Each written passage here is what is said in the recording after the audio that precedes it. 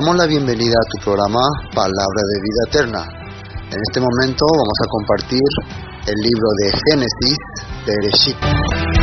En los cuatro vientos de espíritu, sopla la vida,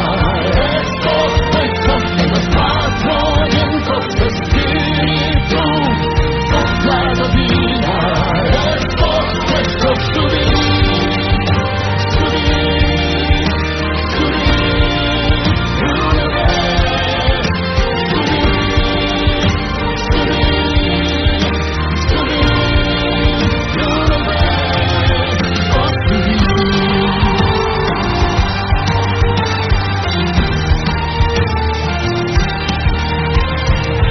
Libro primero de Moisés.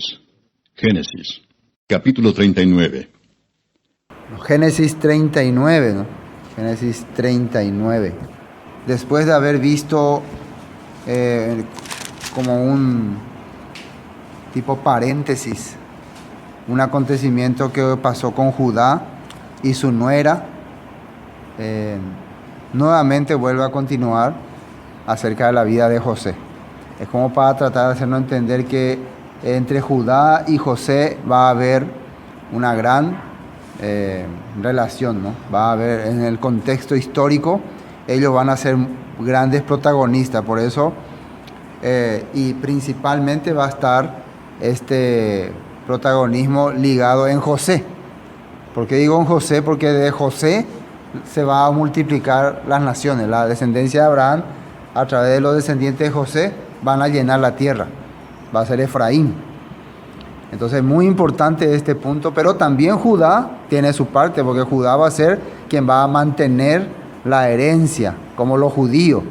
Y si nosotros ahora sabemos muchas cosas de las palabras de las fiestas bíblicas, de el Shabbat y todas estas cosas, es gracias a los judíos. Por medio de que ellos continúan, existen todavía, nosotros podemos tener conocimiento de todas estas cosas. Si no existían los judíos, tal vez nunca íbamos a entender, tal vez ya íbamos a estar todos adorando a Baal, o como hoy en día el cristianismo tradicional ya llegó a corromperse hasta el extremo, habiendo ya pastores que inventan cualquier cosa, que ya te sacan acá, te sacan ahí, de todo hay. Entonces, nuevamente volviendo a los orígenes, volviendo a las escrituras que fueron hechas por los judíos, nosotros podemos volver a entender el corazón de Dios. Original. Imagínense que durante muchos años nosotros confiábamos en lo que los pastores dicen, los hombres dicen, las iglesias dicen, pero no estábamos haciendo lo que la Biblia dice, lo que la escritura dice. Después Dios nos abre los ojos, nos vuelve a poner, como dice en la Biblia, como el hijo pródigo, volvimos en sí. Así, ¿no? Volvimos en sí, y en ese momento se nos abrió el entendimiento y podemos otra vez estudiar la escritura. Eso es muy importante. Entonces, por eso Judá y su historia, sus hijos, su nuera, la historia de Tamar, una mujer de fe, una mujer también de la tierra de Canaán, que tuvo la fe en pasar cualquier barrera y al final permanece en la genealogía de Jesucristo, de Yeshua HaMashiach. A Tamar le vamos a encontrar en el libro de Ruth y le vamos a encontrar también en el libro de Mateo. Imagínense. Y parece muy terrible lo que hizo, ¿no? Pero por lo visto, los escritores de la Biblia le consideraron como una mujer de fe. Bueno, capítulo 39. Dice así: Y llevado José a Egipto, Potifar, oficial del faraón, capitán de la guardia, varón egipcio, lo compró de mano de los ismaelitas, que lo habían llevado allá. Y acá cuando dice y llevado, quiere decir que fue forzado, fue obligado. Esto también se hace entender que no es por su voluntad que él se va a Egipto, porque Egipto representa el mundo, el sistema, el imperio controlado por las huestes celestiales. Entonces, cuando dice que uno descendía a Egipto o iba hacia Egipto, muchas veces era porque quería ir otra vez a los afanes del mundo, ¿no? Por eso se decía, no vuelvan a Egipto, ¿no? Los israelitas antes, cuando salieron con Moisés, volvamos a Egipto, decían, ¿no? Querían regresar a Egipto. Pero acá dice que fue llevado, fue obligado a ir hasta ese lugar. Él no quería irse. Y es una figura ya de que algún día también sus descendientes serían llevados cautivos al mundo. Los descendientes de José, las 10 tribus perdidas, las 10 tribus mezcladas, encabezadas por Efraín, serían llevadas y serían dispersadas entre las naciones. Es una sombra, ¿no? Bueno, le compraron, ¿no?, a José. Después, versículo 2. Mas el Señor estaba con José y fue varón próspero y estaba en la casa de su amo, el egipcio. O sea, a pesar de que fue vendido como esclavo y no tenía esperanza más de encontrarse con su familia ni con sus padres, a pesar de que parece que su vida es una desgracia, lo que la Biblia recalca es que Dios estaba con él. Y acá sale el Señor, ¿no? Ya empieza a enfatizar el nombre sagrado, el nombre Yud-He-Vav-Hei, ¿no? Estaba con él. Quiere decir que todo lo que le estaba pasando a José, nosotros podemos entender, Dios tiene el control, Dios está guiando su vida, guiando sus pasos. Hay veces que le pasa a la gente las cosas y uno no entiende por qué, ¿no? ¿Por qué me sucede esta cosa? ¿Por qué me ocurren aquellas cosas? Y si uno tiene la fe, si uno está caminando delante de Dios correctamente, solamente va a esperar que Dios le muestre, con este momento difícil, con esta situación difícil, va a esperar que Dios me muestre cuál es su voluntad. Ahora, si vos estás viviéndolo mal, vos estás haciendo las cosas incorrectas, vos no estás haciendo lo que a Dios le agrada, ¿qué puedes decir si algo te sale mal? No puedes decir nada, no, eso es el resultado de tu vida. Entonces algunos dicen, pero si yo estoy haciendo lo que Dios dice, vivo como Dios quiere, leo su palabra, estudio, hago todo lo que Dios quiere, ¿y por qué me pasan estas cosas? Bueno, si realmente es así, quiere decir que algún plan Dios tiene para vos. Ahora, si realmente vos no estás haciendo las cosas que Dios quiere y te pasan las cosas, bueno, son los resultados. Generalmente son los resultados. La Biblia dice que Dios estaba con él. Y si Dios estaba con él, si el Señor estaba con él, quiere decir que eso se tiene que ver. No sé si me entienden, ¿no? Por ejemplo, yo digo, Dios está conmigo. Sí, yo digo, ¿no? Pero eso se tiene que ver, ¿o no? Pero oye, sana, o ipanendie, la ñandeyara, o cuidar para la de vida, japende actitud, de comportamiento, oye, pillata, la realmente oí pa Dios en die onda y porio. Y la dere jagüere Dios oí en die, y sé que oí en die. Y ese es un gran secreto. Un gran secreto que mucha gente no conoce. Y cuando se toca el tema ya se siente mal alguno. Porque es fácil decir, Dios está conmigo, yo le tengo a Dios. Pero tu vida, tu accionar, tu comportamiento no lo demuestra. Entonces José, la Biblia dice que Elohim, Yud-He-Vav-Hei, está con él. Dios está con él, el Señor está con él. Entonces los siguientes versículos que tienen que ocurrir, tenemos que ver si Dios está con él o no. Ya es ya sé. Venda para ya sé. Oí para la Dios en die o no. Vamos a ver. Mas el Señor estaba con José y fue varón próspero y estaba en la casa de su amo, el egipcio. Y esa palabra próspero quiere decir que avanzaba. O huevía, avanzaba. Muchas personas, por ejemplo, en el camino de la fe, pasan los años y retroceden. Retroceden. Al principio entendía bien las cosas, ojo por nada, pero pasan los años y retroceden, se van más para atrás. Pero en el caso de la Biblia dice, si está Dios con él, primera prueba, próspero, avanza, desarrolla espiritualmente y también física, moral y económicamente también. Dios le prospera, ¿no? Y vio su amo, fíjense lo que dice acá, vio su amo que el Señor estaba con él, con José, y que todo lo que él hacía, el Señor lo hacía prosperar en sus manos. Ya los ojos de Potifar estaba pendiente en José. Cualquier tarea que le daba que haga, le salía perfecto, le salía mejor de lo que él esperaba. Entonces se sorprendió, ¿no? Siendo un egipcio, un hebreo, normalmente ellos creían que los hebreos eran gente ignorante, gente que no sabía nada, pero él hacía bien. Recuerden, ¿quién era José? José era el hijo mayor de Raquel, el número 11 de Jacob, y Jacob le quería mucho a José, inclusive le dio la autoridad de primogenitura, le dio el manto de colores y le empezó a enseñar todo lo que concierne a la primogenitura. ¿Y qué es lo que se le enseñaba? Los mandatos de Dios, la literatura, el conocer la palabra. Por eso José era una persona que fue preparado por su padre. ¿Qué les parece? Su papá le preparó. Eso es muy importante porque hoy en día los padres piensan que los profesores tienen que ser lo que le preparan, ¿no?, a sus hijos.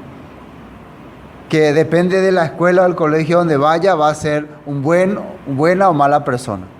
Pero la realidad es que los papás tienen que prepararle a sus hijos para que se enfrenten con la vida. Y eso es lo que estamos viendo acá. Como leíamos la pasada en Timoteo, Pablo le decía que desde tu niñez has sabido las Sagradas Escrituras, las cuales te pueden hacer sabio para la salvación, para ser rescatado de este sistema. Daniel y sus amigos también fueron preparados desde chicos. Por eso cuando llegaron a Babilonia ellos podían enfrentarse con cualquier situación difícil que había. Si nuestros hijos no son preparados por sus padres, entonces van a tener dificultad en la vida. Eso es muy importante. Entonces ahí está ya el resultado del padre que guía a su hijo en la palabra de Dios, en la palabra de Elohim. Y otra cosa, el Potifar que dice acá, vio su amo que el Señor estaba con él y que todo lo que él hacía, el Señor lo hacía prosperar en sus manos. ¿Por qué? ¿Por qué Potifar entiende que era el Señor lo que estaba con José? ¿Por qué no dice José era profesional, José era ballet? Porque cada vez que José hacía algo, ¿a quién le agradecía? Le agradecía a Dios. Siempre él estaba diciendo, gracias a mi Señor, gracias a mi Dios, gracias al Dios que yo creo. Siempre estaba manifestando a las personas, yo tengo un Dios que me apoya, tengo un Dios en que confío, tengo un Dios en que me guarda. Pero eso no solamente usaba de boca, también en los hechos. ¿Cómo es lo que ustedes son diferentes, no son como los otros jóvenes? ¿Por qué ustedes no son tomadores, fumadores, parranderos? ¿Qué tenés que decir ahí? Es que nosotros somos de una iglesia y mi papá nos quiere que nos vayamos a la fiesta y tenemos prohibido irnos a la fiesta. ¿Así tenés que decir o no? Claro que no. Tengo que decir, yo tengo un Dios diferente, un Dios que me guía, un Elohim que cuida mi vida y que me dice que esto no está bien o esto está mal. Entonces la gente va a alabarle a ese Dios. Ore tenéis Dios diferente. Vean lo ya podéis la umma o ya o lo que la gente hace. Eso tiene que ser lo que la gente vea. ¿A quién se le tiene que exaltar? A nuestro Dios. Entonces, estamos viendo que José prácticamente es una Torá viviente. Con su vida, él está enseñando el poder de Dios. No está predicando. No está diciendo crean en Dios, crean en Dios. No, él está viviendo lo que Dios quiere que viva el hombre. Y eso está viendo su amo Potifar. Eso es muy importante, ¿no?, en la vida de una persona. Así José, dice, halló gracia ante sus ojos y le sirvió, y él le hizo mayordomo de su casa y entregó en su poder todo lo que tenía. Podemos ver que tan especial era la vivencia de José, su actitud, que su jefe, su patrón, ya considera, él puede ser jefe de mi casa. Si él se encarga de mi casa va a prosperar. ¿Qué es lo que notó Potifar en José? La honestidad primeramente. Nunca se perdía nada cuando José administraba. Uno puede notar, por ejemplo, vos tenés un administrador y siempre hay faltante, ¿no? Siempre hay faltante. Después cambia de administrador y parece que sobra todo. Ahí te das cuenta quién era el problema o no. El administrador lo que era el problema. En muchas empresas sí se descubre. Entonces Potifar se dio cuenta también, desde que José está dirigiendo acá, nada falta. Él sabe el peso exacto, el peso justo y controla. Muchas veces los jefes, los grandes jefes, no podían controlar muchas cosas en las casas. Pero José hasta el mínimo detalle, porque él tenía un Dios y a él le servía, no a Potifar. Así entendió él. Fíjense que él no sabía qué iba a ser su destino, pero así vivía. Entonces ya ahora le pone como jefe, como encargado. ¿Por qué mucha gente no puede llegar a buena posición, buenos puestos? No son honestos. Nosotros tenemos una sociedad que se dedica a mentir y a estafar. Eso podemos ver por nuestros políticos nomás, ¿sí o no? Por nuestros líderes, nuestros senadores, gobernadores, diputados, intendentes, heredia. Todos ellos tienen la mentalidad de mentir y de engañar. Y entonces sus hijos, los que un día van a ser políticos también, aprenden eso. Y los primos, amigos, socios, cuates de los políticos aprenden eso. Y al final todos en las comisiones vecinales, en las comisiones de barrio, en las comisiones pro fútbol, pro cancha, pro empedrado, en todo siempre se engañan. ¿Y cuál es el dicho popular? Entero de teoingo ya popesan, va en la yeya como ay. Ñande guau ñande buro tajaña me embata o otros upata. Así dicen. Así es el dicho. Entonces por eso la sociedad es corrompida y fracasa. Pero cuando aparece alguien diferente, se nota. El ambiente se nota. Así es. Dice, versículo 5. Y aconteció que desde cuando le dio el encargo de su casa y de todo lo que tenía, el Señor bendijo la casa del egipcio a causa de José, y la bendición del Señor estaba sobre todo lo que tenía, así en la casa como en el campo. Esto también es importante desde el punto de vista de una persona. José es un símbolo, ¿no?, en la Biblia que está representando a Yeshua. Está representando a Yeshua. Potifar, ¿qué representaría? El hombre común, el hombre tradicional, el hombre que quiere prosperar, que quiere superarse. Entonces acá vemos que la Biblia dice que él dejó todo en su mano. Dejó que todo sea controlado por José, y su vida, su casa, todos sus bienes fueron bendecidos. Entonces si una persona deja toda su vida, toda su mano en las manos de Yeshua, en las manos de Jesús, en las manos de Dios, todo va a ser bendecido. El problema es que la gente no quiere dejar todo en manos de Dios. Su situación, sus problemas. No le quieren poner a Dios como primer lugar en sus vidas. Aparentemente acá Potifar está haciendo lo correcto, pero vamos a ver cómo termina esta historia. Y dejó todo lo que tenía en manos de José, y con él no se preocupaba de nada, más del pan que comía, y era José, fíjense acá lo que empieza a decir, de hermoso semblante y de bella presencia. La Biblia recalca que José tenía una presencia agradable, y eso se puede decir que era herencia de su mamá. ¿Quién era la mamá de José? Raquel, y ella también era, la Biblia dice que era de hermoso semblante y buen parecer. Entonces por eso José tenía esta característica, tenía este don. ¿Y por qué recalca esto la Biblia? ¿Por qué quiere hacer mencionar? Porque va a ocurrir algo terrible. Aconteció, me faltó esta parte, más que del pan que comía, una cosa que no le dio Potifar encargo a José, ¿cuál fue? Su comida. ¿Por qué? Qué raro, ¿no? La comida no le encargó. Normalmente para los egipcios la comida es algo muy delicado, muy sagrado también. Hay varios puntos, varios pensamientos, ¿no? Uno dicen que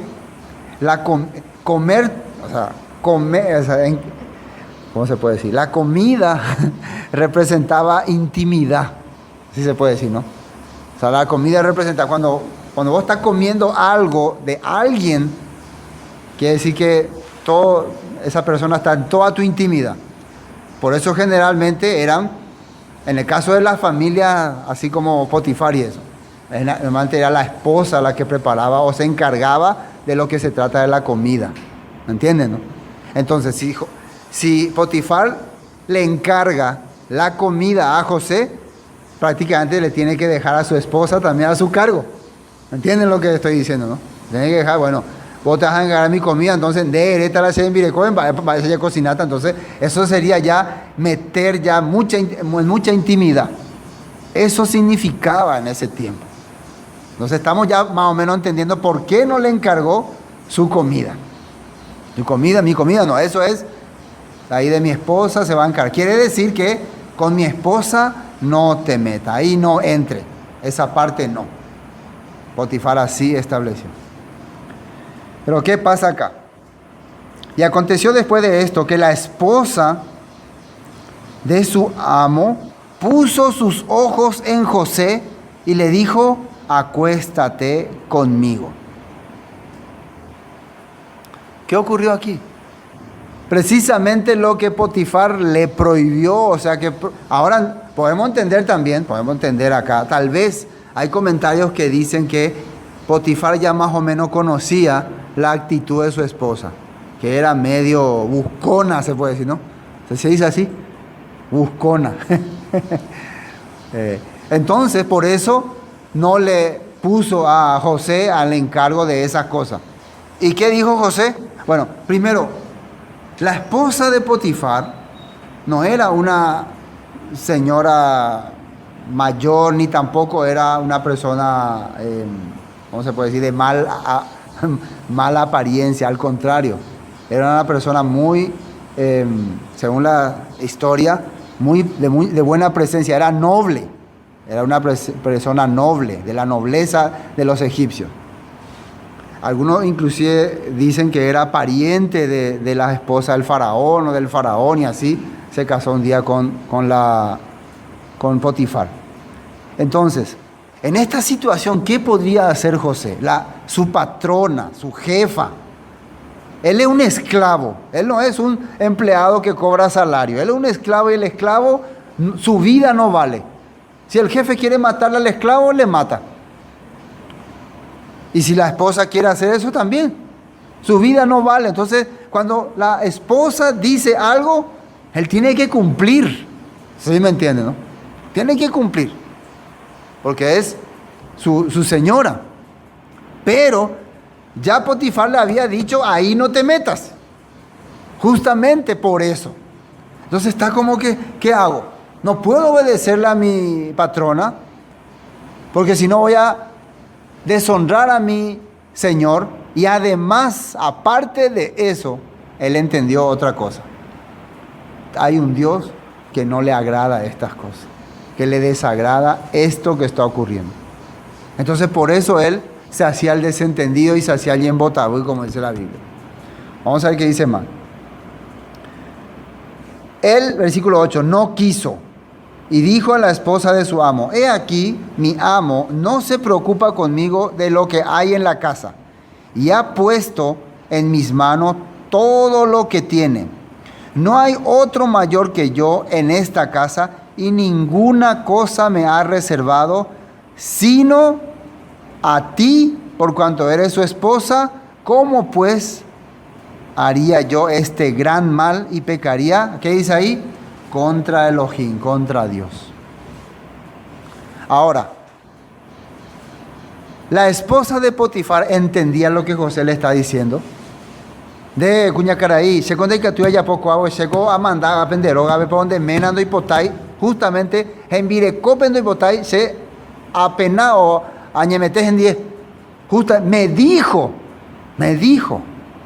Entonces, en aquella época había un código que todavía regía por todo el mundo, que estábamos hoy hablando, era el código de Hammurabi, ¿no? El código de Hammurabi. Era una ley babilónica que se extendió por todo el mundo, y muchos pueblos tomaron sus estatutos para crear leyes. Esa ley es del año 1700 antes de Cristo, muchos años atrás. Entonces, por esa ley la esposa de Potifar tiene que saber que la pena de adulterio es la muerte. En Egipto también había esa ley, ¿entienden, no? Sabía. Entonces José le está tratando primero de hacer entender, existen unas reglas aquí en Egipto, por leyes establecidas mundialmente, que esta cosa es un delito, es un pecado. Así le habla. Pero aparte de que es una ley ya establecida por la sociedad, también mi Dios me prohíbe estas cosas. ¿Entienden, no? Entonces, hay muchas veces que en el mundo hay leyes, ¿no?, que hay que cumplir. Si esas leyes son, ¿cómo se puede decir? Están de acuerdo con las leyes de Dios, hay que cumplir. Si a una persona nosotros no le podemos convencer con la Escritura, la Biblia dice que hay que vivir así, entonces vamos a ver si las leyes establecidas por los hombres también condenan ese acto, entonces también le podemos decir, ¿es así o no es así? El adulterio, por ejemplo, es una ley penalizada por nuestro código, ¿sabían? Hay multas, hay hasta prisión por adulterio. Nosotros no sabemos nomás, pero hay. Lo que pasa es que no se aplica, no, si se aplica todo el mundo se va a ir preso. ¿Entienden? Entonces, pero aparte de eso, existe un Dios que estableció que eso es un pecado grave. Y por eso José le está haciendo entender. Yo no puedo pecar contra mi Señor, contra usted también, y contra mi Dios, porque sería lo peor que me pasaría. Le está tratando de explicar a la señora. No es que le está diciendo simplemente, no, ¿de dónde vaya? Te dicen, no se le llama. No, le está tratando de hacer entrar en razón por las leyes establecidas por la sociedad y por la ley que él tiene como creyente en Dios. Es la manera que vos le podés explicar a una persona que está mal lo que está haciendo, que es la manera que está actuando incorrecta. Ese era José. Hasta a una persona que está haciendo cosa indecente le está usando protocolo para hacerle entender su error, porque simplemente él sabe que es una persona de autoridad. ¿Entienden? Bueno, pero ¿qué más dice? Sigamos. 9. No hay otro mayor que yo. Versículo 10. Y sucedió que hablaba ella a José cada día y él no la escuchaba para acostarse al lado de ella, para estar con ella. Ese es la artimaña de la ramera. Vamos a leer justamente unos textos de la Biblia. Vamos a quedarnos aquí y vamos a leer uno que dice algunos textos de la Biblia. Vamos primero a Génesis 18. Los descendientes de... Fíjense lo que dice el versículo 17. El Señor dijo: encubriré yo a Abraham lo que voy a hacer, habiendo de ser Abraham una nación grande y fuerte, y habiendo de ser benditas en él todas las naciones de la tierra. Eso es cuando él iba a destruir Sodoma y Gomorra. Entonces yo no le puedo negar a Abraham todo lo que voy a hacer, porque él va a dirigir la vida en el mundo. Porque yo sé, versículo 19, que mandará a sus hijos y a su casa después de sí, que guarden el camino del Señor, y haciendo justicia y juicio, para que haga venir el Señor sobre Abraham lo que he hablado acerca de él. Entonces, ¿qué dice acá? Abraham va a mandar a sus hijos y a su casa y a los que vengan después de él a que guarden el camino del Señor, dice. Eso sabía Dios. O sea, la razón por la cual yo le voy a confiar todas las cosas a Abraham, dice Dios, es porque él va a vivir conforme a mis caminos. Ahora entienden por qué Potifar también, al ver eso, tiene ese mismo corazón, le confía todo, porque ve que él va a hacer las cosas correctamente. ¿Están entendiendo, no? Otro, Génesis 26. Génesis 26. Dice así. Versículo 32. No, 4. 26, 4. Multiplicaré tu descendencia. Esto le está diciendo Dios a Isaac. Multiplicaré tu descendencia como las estrellas del cielo, y daré a tu descendencia todas estas tierras. ¿Y qué dice acá? Y todas las naciones de la tierra serán benditas en tu semilla, en tu simiente, en tu descendencia. Por cuanto oyó Abraham mi voz y guardó mi precepto, mis mandamientos, mis estatutos y mis leyes. Las naciones van a ser benditas. ¿Por qué? Porque Abraham guardó y cumplió los mandamientos que Dios le ordenó. Ahora, fíjense lo que dice acá en esta parte de la Biblia, Job 24, referente al adulterio. Job 24, 15. El ojo del adúltero, así dice, ¿no?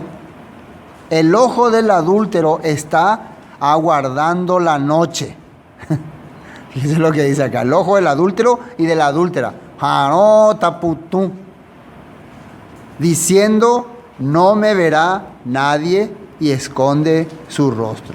Esa es la mentalidad del que quiere pecar. Nadie me va a ver, nadie me va a descubrir. Ese es el ojo del adúltero, siempre esperando el momento donde no está nadie.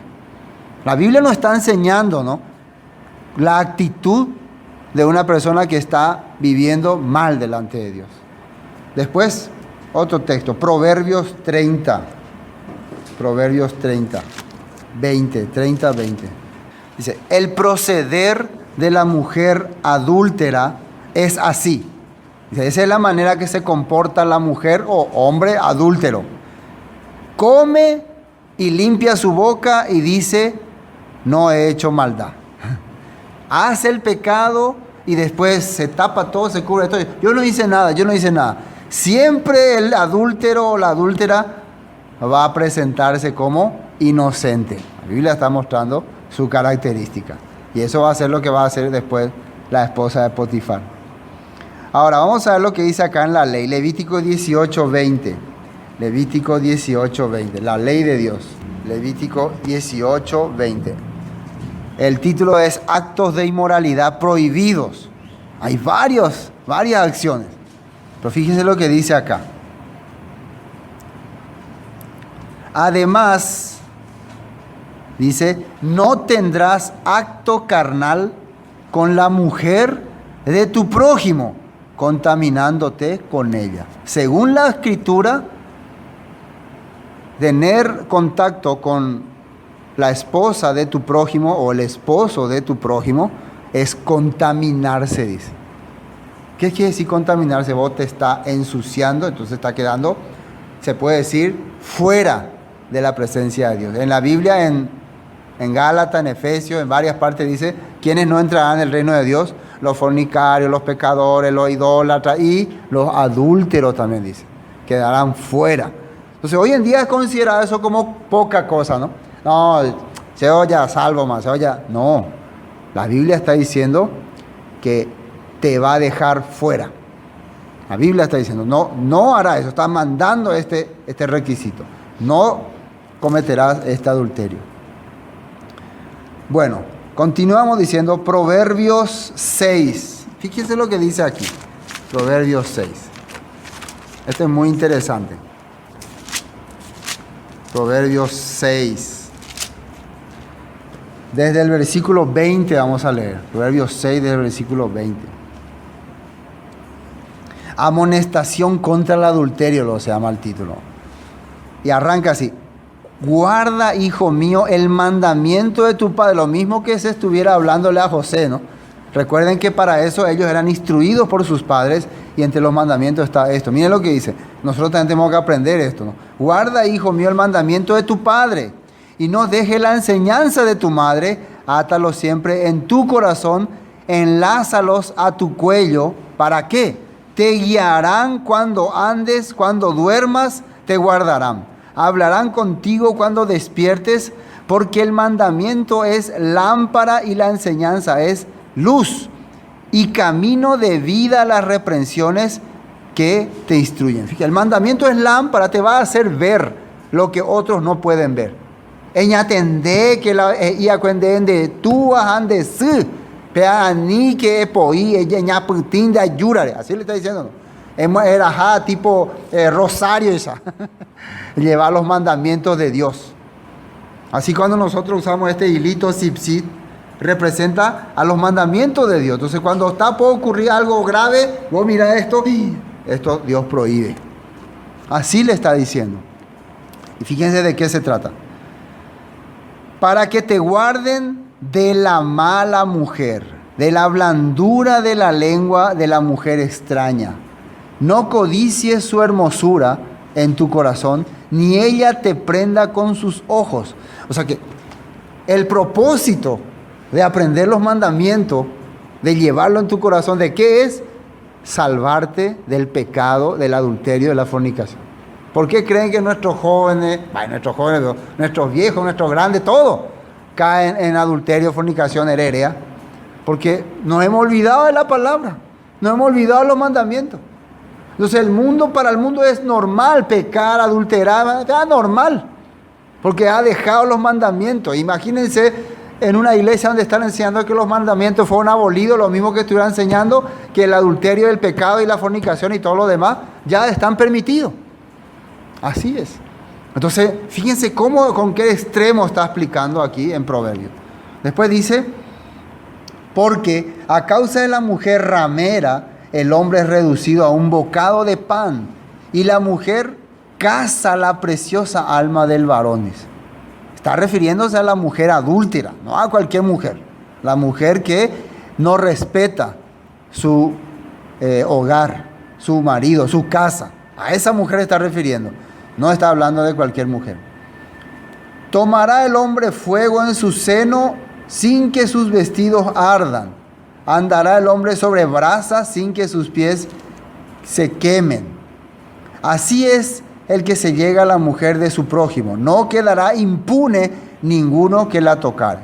No tienen en poco el ladrón si hurta para saciar su apetito cuando tiene hambre, pero si es sorprendido pagará 7 veces. Entregará más el haber de su casa. Mas el que comete adulterio, fíjense lo que dice acá, hoy que tú la gente mondá porque tenía vareá. Muchas veces la gente roba por hambre, pero eso tiene que pagar 7 veces si te sorprenden que robaste algo. Pero el que comete adulterio es falto de entendimiento, dice. Corrompe su alma el que tal hace. El que comete adulterio, ¿qué va a decir? No, es que yo tenía hambre, no había comida, por eso cometí adulterio. ¿Qué excusa tiene? Es una persona, cuando dice falto de entendimiento, vamos a decir en seco, tabú. Ahí se llama, tabú. Otra palabra más feo que podemos decir, tabuillo, ñembo tabú. ¿Qué más podemos decir? Cometía adulterio. No es un problema de debilidad ni nada que ver, es un problema de madurez espiritual y madurez también.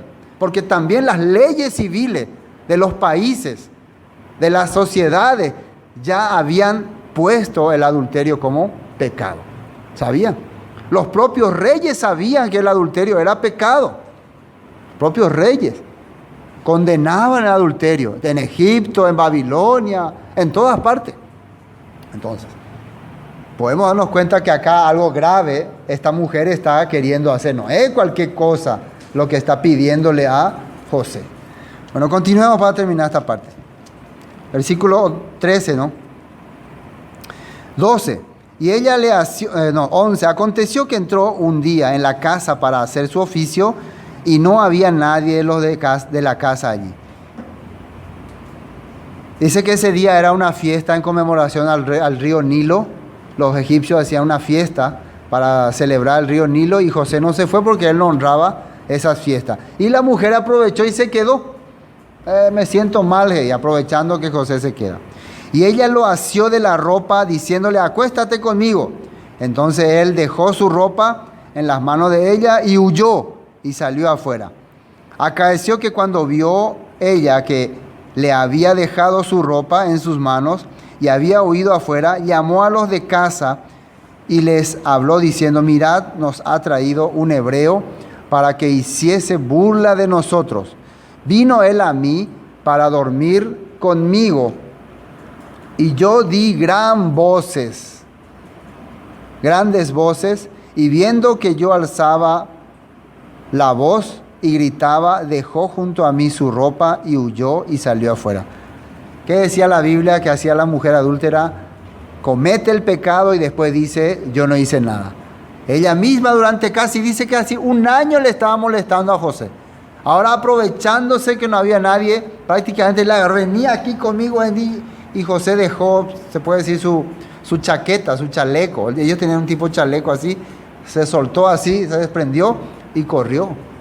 Esta mujer es terrible. Y después ella, ¿qué hizo? Para vengarse, fíjense la acción que comete la mujer que es rechazada. Esto es muy terrible. Por eso cuando alguien, esto es muy importante en nuestra sociedad, cuando una mujer le acusa a un hombre de algo, por ejemplo, ese hombre quiso violarme o quiso hacerme tal cosa, cuando una mujer hace eso, antes de directamente, aunque normalmente las leyes directamente le atacan ya a esa persona, hay que observar cómo vive esa mujer, cuál es su vida, qué hace, cómo habla, cómo se expresa, cómo anda atrás, cómo anda adelante. Hay que observar bien eso. No es que hay que no creerle, hay que observar nomás sus comportamientos. Es muy importante eso. También de esa persona a quien se le está acusando. Esto es clave. Acá vamos a ver que esto fue clave. Porque el pecado por intento de violación en Egipto era la muerte, segura. Y con más razón, si era un esclavo a una jefa, con más razón. Pero José murió. ¿Por qué? ¿Qué pasó? Vamos a ver.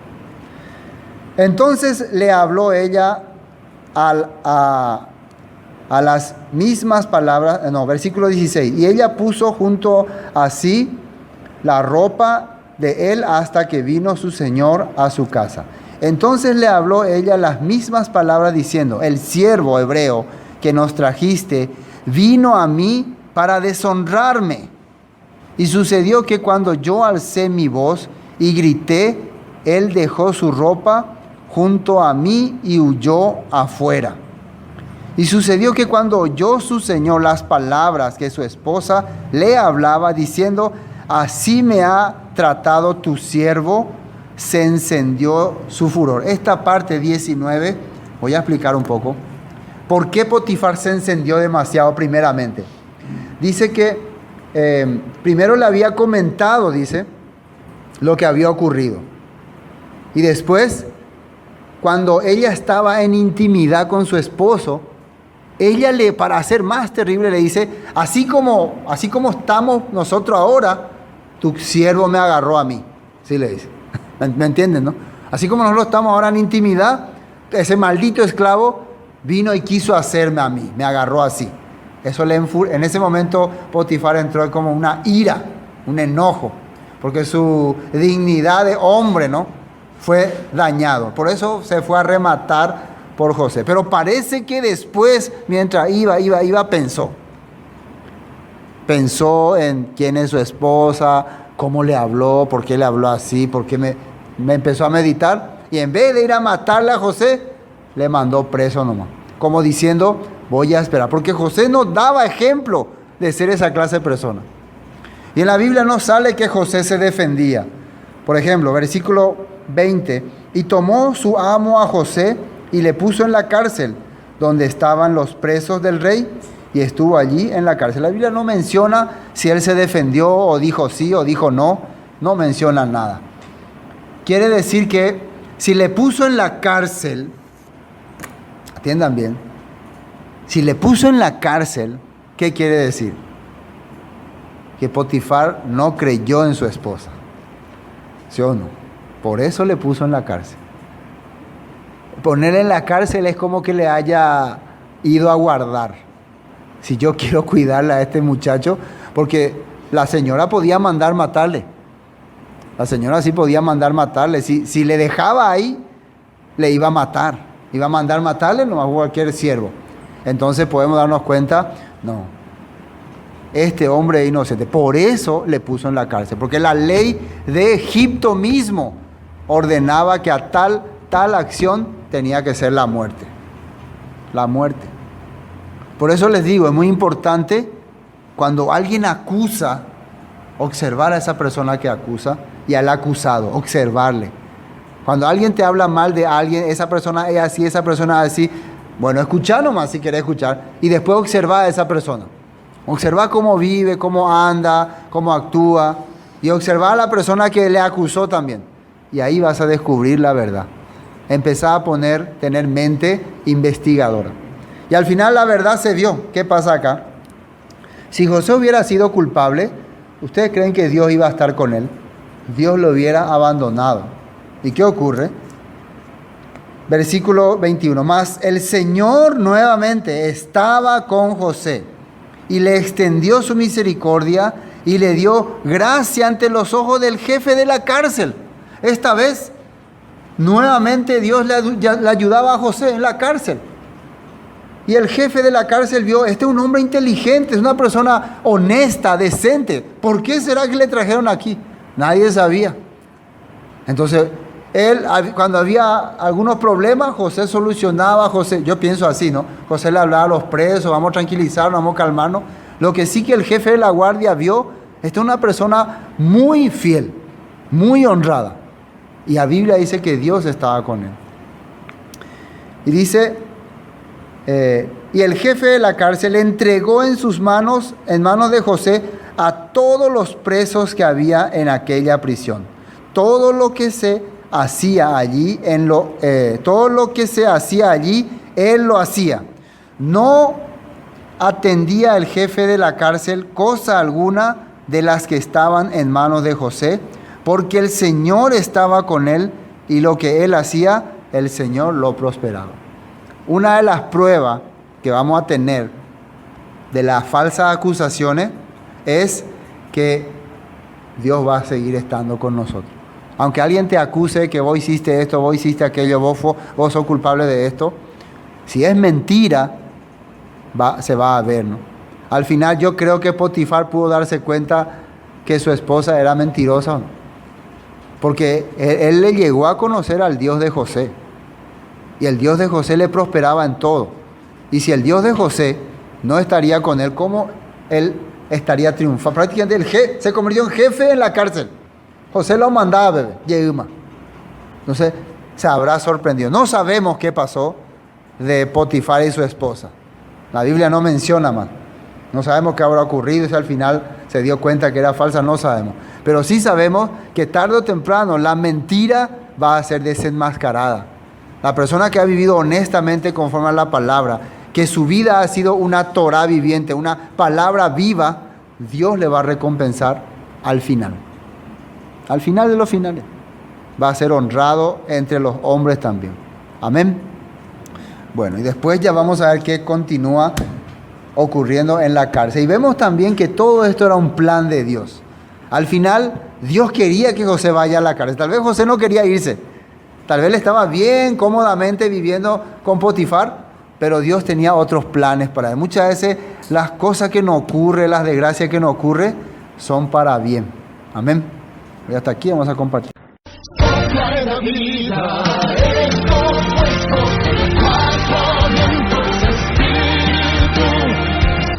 Esto fue Palabra de Vida Eterna con el estudio del libro de Génesis. Para cualquier información, comuníquese al 0981 60 46 77.